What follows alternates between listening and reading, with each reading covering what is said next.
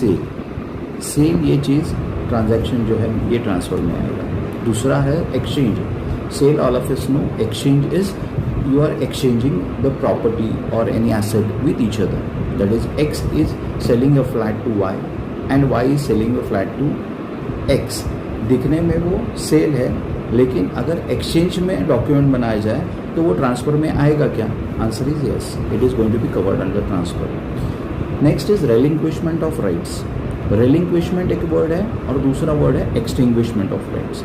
तो रेलिंक्विशमेंट का मीनिंग क्या होगा कि आप राइट्स सरेंडर कर रहे हो, और एक्सटिंग्विशमेंट मतलब आपके राइट्स एग्जॉस्ट हो रहे हैं, एक्सपायर्ड हो रहे हैं। तो इसमें अगर हम एग्जांपल ले तो रेलिंक्विशमेंट ऑफ राइट्स, सपोज आपने कोई ट्रांजैक्शन एग्रीमेंट बनाया है फॉर सेल ऑफ लैंड, और जो पार्ट पेमेंट में आपने बाद में चेंज करना चाहा, that is you don't want to sell the flat to that person.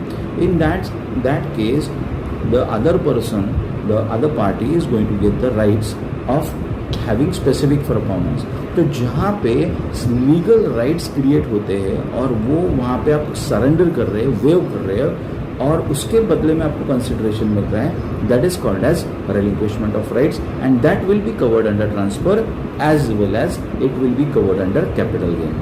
Extinguishment of rights मतलब वो पर्टिकुलर इंस्ट्रूमेंट का वैलिडिटी, लीगल इंस्ट्रूमेंट की वैलिडिटी एक्सपायर्ड हो रही है तो वो राइट्स एक्सटिंग्विश हो रहे हैं, जैसे राइट इशू है या कोई और इक्विटी वाला इंस्ट्रूमेंट होगा। Conversion of capital asset into stock, इसका मतलब क्या है कि फॉर एग्जांपल आपके पास कोई ज्वेलरी थी एक्यूमुलेटेड बहुत सालों से, और इस साल आप उसका ज्वेलरी का बिजनेस शुरू करना चाहते हैं।